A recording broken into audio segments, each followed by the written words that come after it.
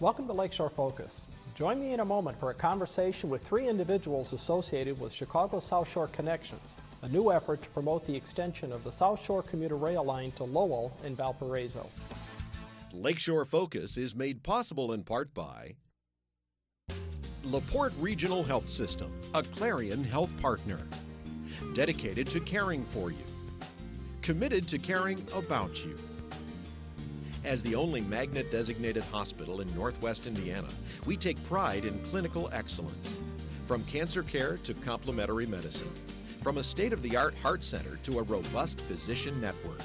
The staff at LaPorte Regional Health System believes in the miracles of technology and the power of people.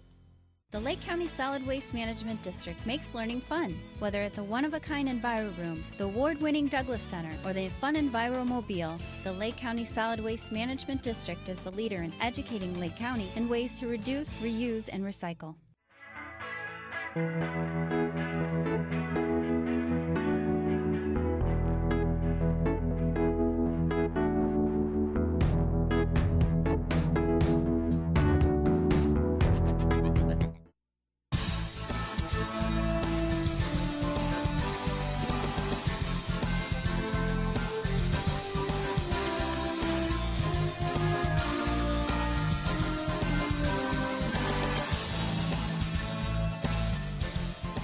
Hi, I'm Dan Lowery.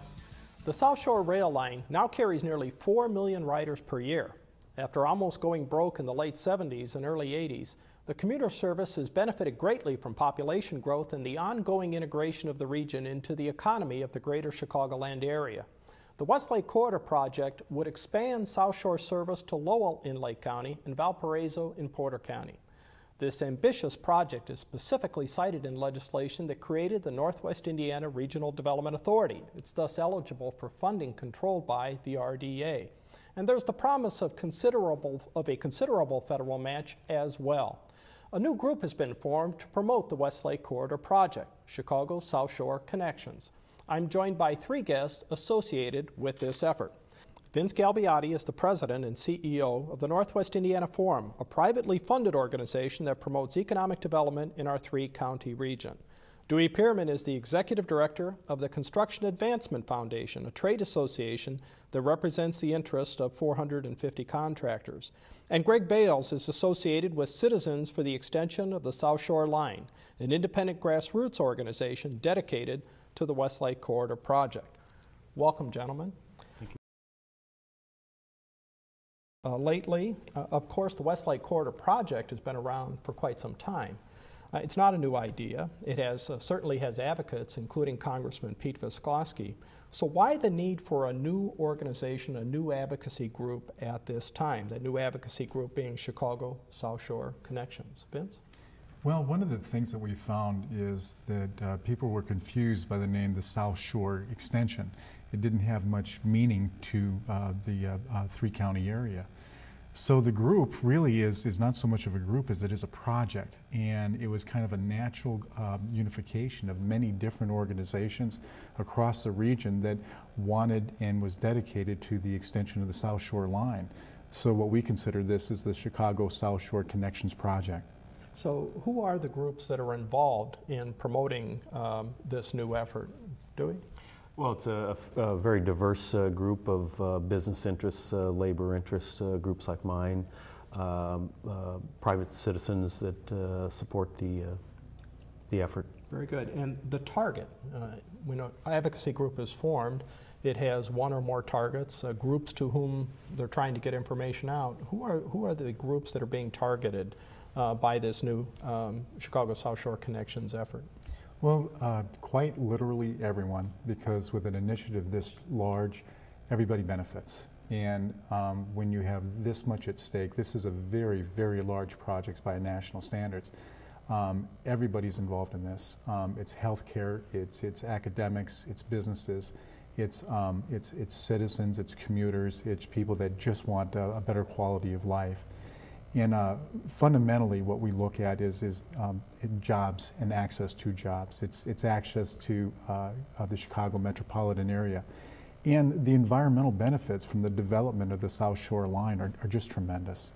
All right, well, let's pursue that a little bit, and I'll direct this question to Greg. And Greg, of course, has represents an organization as well that is promoting this. It's a grassroots organization. Let's make the case, if we could. What is the case for the extension of the South Shore line to Lowell and also to Valparaiso? You have a train line that's at capacity. Third fastest growing mass transit system in the nation. And you have parking stations that are overflowing. You got crowded trains.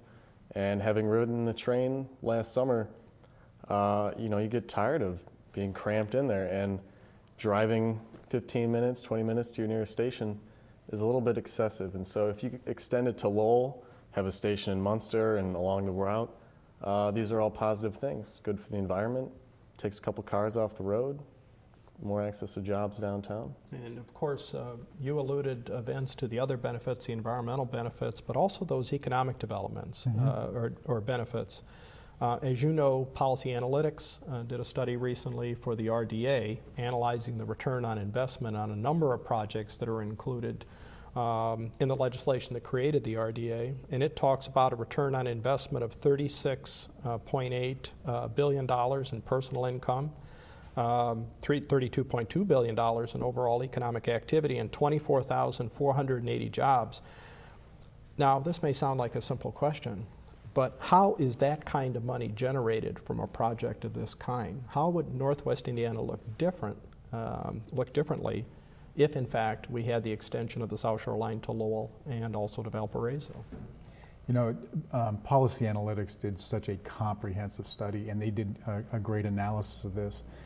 And when we benchmark against other communities across the country that have done this, what we find is that the job growth where those rail lines connect to, it tends to draw. So city centers have an opportunity to redevelop.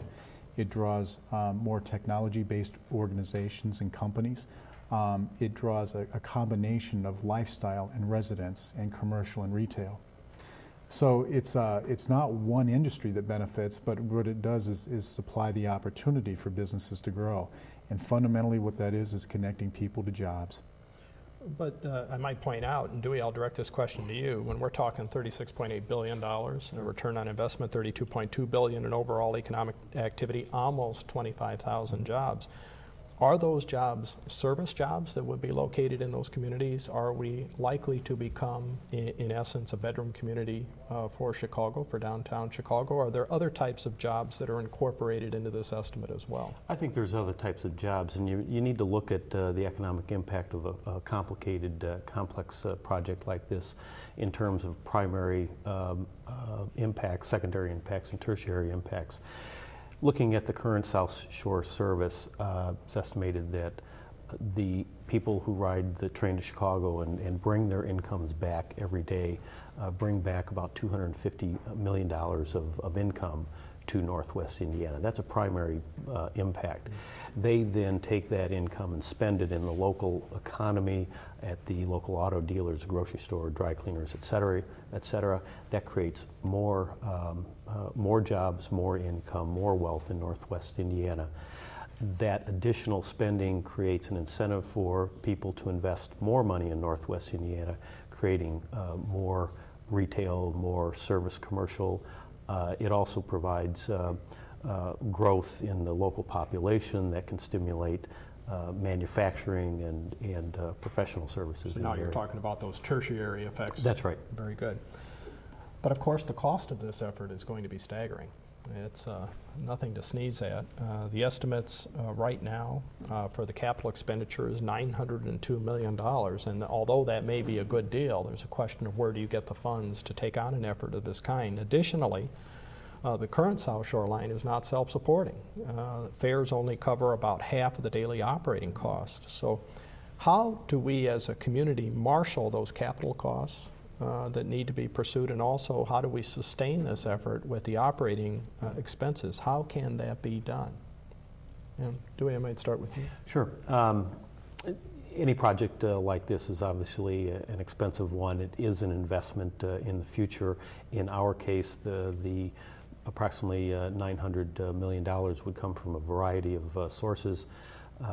about half the money would come from federal sources. The Congressman is working very hard to make sure that Northwest Indiana would be in line for up to $500 million. But that does not come without a match. And that's the second piece. It has to come with a local match. There are a number of sources being looked at. Some are already on the table. Others are still evolving. Very simply, Northwest Indiana has to come up with a local match of $400 to $500 million spread over the life of the project. That is, we don't have to have all the money up front today, but there has to be a revenue source that provides an income stream to pay for it over time. So if we would break this down, and I'll ask in just a moment, you know, has the new entity endorsed a particular funding mechanism? And I'll ask that also of your grassroots organization as well, Greg. But if we break that down, we know, don't we, what the candidates are? We know that there's the local option income tax. We know that there's the wheel tax. We know that there's a sales tax if the state would release a portion of the sales tax to the region. Are those the logical candidates from which that local match can be obtained? You know, there's a number of ways to look at it, and what we did at the forum was benchmark across the country. How do other states do this? And quite literally, it is all over the map, from separate districts that were organized in a form of revenue that was acceptable to those communities. But I think it's worth mentioning how truly affordable this is. When you consider the return on what the investment can produce for Northwest Indiana, it's almost as though that you should never think about not affording this. There's a lot of systemic change that comes from mass transit, and getting people off the road is enormous economic benefits. Let's be clear, we're talking about virtually a $1 billion in return for $30 billion. Correct. Essentially, that's the return we're talking about. It is. And the actual cost that comes to the community is half of that. And in large fundings, this is extraordinary to have 50% of the cost supported by the federal funding. And that's really what makes it exciting for Northwest Indiana. You have a permanent infrastructure that is very affordable, and it is it's so much fun to think about it because it returns so much to you. Now, my assumption is that Chicago South Shore Connections has not endorsed a particular tax or a particular funding mechanism. That's correct. And how about the grassroots organization, Greg? Have you We endorsed? don't endorse any particular funding source. Sure. We're just promoting the extension in its entirety. Now, one other aspect before I leave the funding area altogether, as I understand, there's been some talk about extending taxing authority to a local entity or a regional entity to take this action. The candidates presumably are NERPC, the Northwestern Indiana Regional Planning Commission, NICTE, Northern Indiana Commuter Transit District, and the RDA, the Northwest Indiana Regional Development Authority. Is that a possibility? Is it likely that the General Assembly would take this on? Vince? I think all the options are on the table right now. And this is where the professional legislators really have got the lion's share of how that, what the source of the income is, and then what's the authority to deliver the income. And when you have so many examples to choose from across the country, at this point, what the focus of the South Shore project is really focused on do people understand how incredibly beneficial this is to the community. So the purpose of the project right now is very much focused on education and public outreach. And then when the session begins, the legislators will have a better handle on what the mechanism is in the form of income.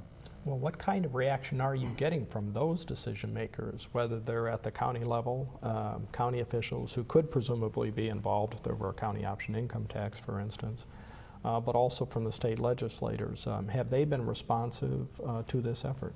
Well, I think if we go back to the original RDA legislation that put a body in place that has some responsibility in connection to this project, certainly legislators from Northwest Indiana who supported this initiative a couple of years ago understood that this is a very important project, that as the project unfolded there would be a need to address the funding dimension, the local match. We had tremendous support from local elected officials as well as area legislators at that time, and we think that will carry through. And together with the Marquette plan, the airport, with the regional bus authority, that this project was specifically identified as a priority in that founding legislation. It's also worth mentioning that in 2004, 2 counties and 12 municipalities supported the feasibility of the extension. So this has been an ongoing effort, and now at this point we're at a very good point in time is to take the next step.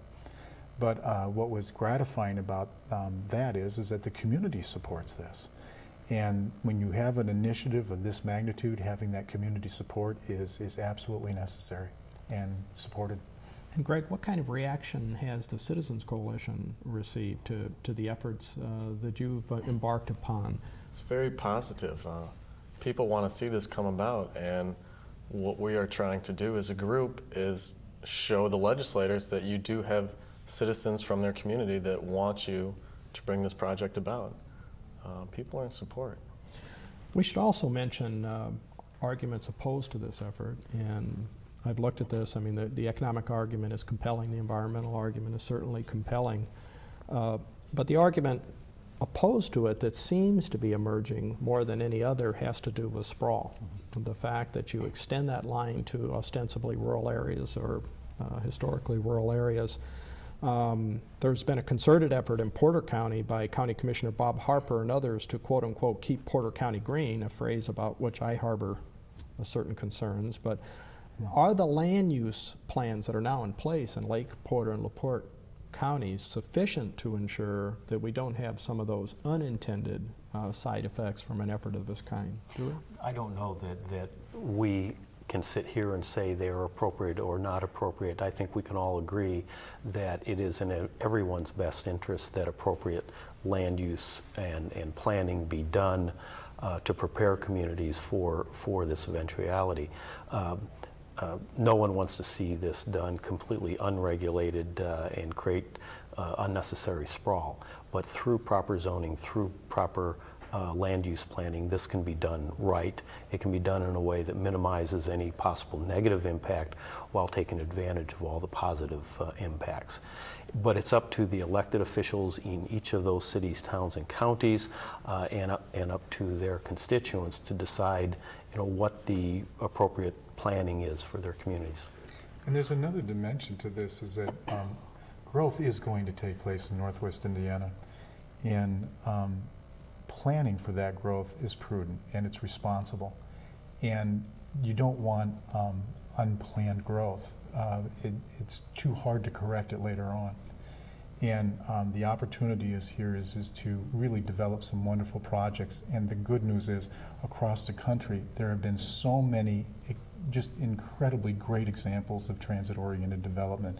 And we learn from those communities, and we bring those back to Northwest Indiana as examples. Let me get your view on one other issue that's been raised, or a concern that's out there. As you know, there's considerable talk, or has been for some time, about the need for an integrated transportation network, and the Regional Bus Authority has been looking for a funding source for some time now, and that's both for buses, the buses that we see going down the street, but also demand response in rural and suburban communities. And this is a social equity concern. Is it okay to use public dollars to underwrite capital and operating costs for a train system that help get upper middle class people to good paying jobs in Chicago, but not okay to underwrite a bus network that gets the working poor to jobs in Maryville? Should these efforts be combined in some way? I think there's going to be a natural progression in all forms of transportation, but it has to begin somewhere. And the thing that I like about the commuter rail line is its permanency. You build off of a line, and those take tremendous capital dollars. And at this point, the full focus of the Chicago South Shore Connections project is going to be on the capitalization. And once that gets put in place, I think you're going to see a natural progression towards other forms of transportation. Very good. Now, we have just less than 2 minutes left. And so let's start with you, Greg. What are your hopes for this effort over the course of the next year? What would you like? What's achievable in the remaining months in 2007, and then we go into 2008 with a new General Assembly session? What's achievable for my group and the Connections group is we're going to be working together, and we want to generate citizen support behind the project so that the legislators feel comfortable going in and finding a funding source for the train. So I want to encourage people to visit our website and sign our petition, and visit the Go South Shore website and sign up, and you'll hear about events and you can learn more about the project, and people will understand why it's all positive. And Dewey, what would you hope to accomplish? What are the benchmarks you'd like to see achieved over the next year?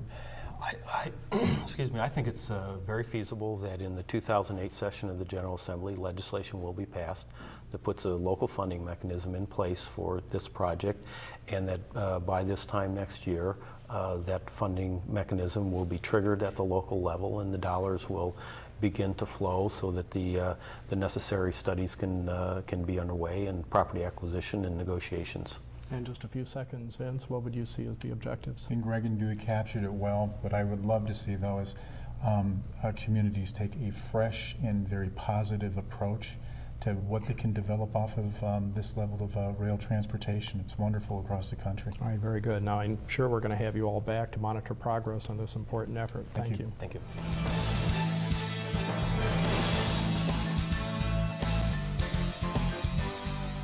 Yes, folks are again looking at eminent domain as an economic development tool.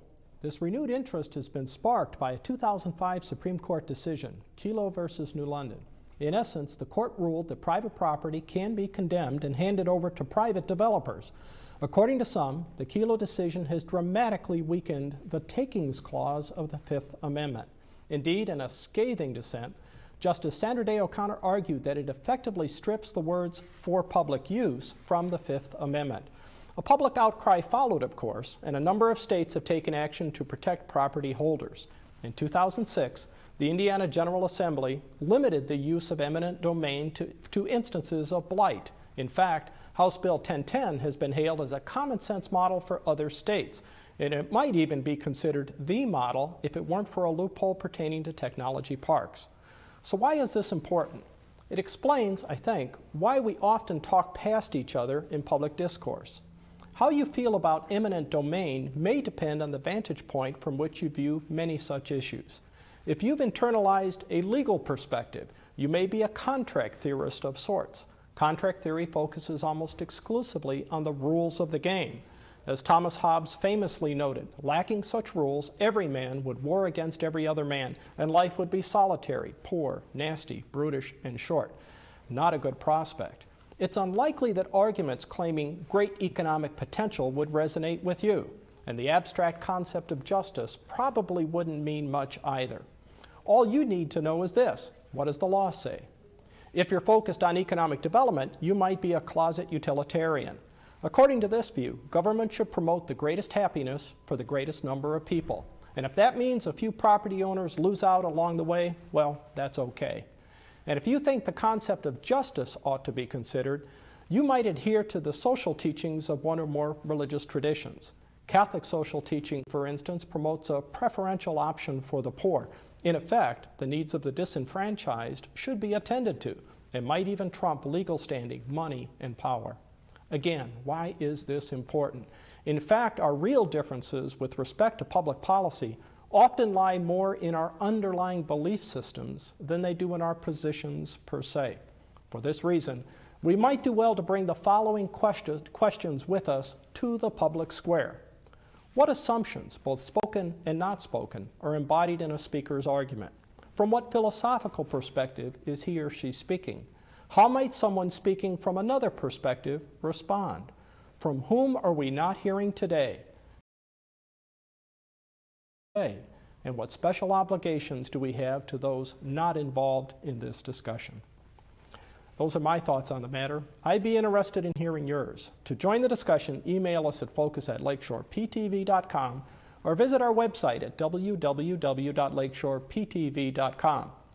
Next week, we'll be joined by representatives from the Greater Northwest Indiana Realtors Association and the Race Relations Council of Northwest Indiana. We'll talk about housing discrimination and steps being taken to combat it. Lakeshore Focus is made possible in part by LaPorte Regional Health System, a Clarion Health Partner, the Northwest Indiana Times, the Lake County Solid Waste Management District, and by Purdue University North Central.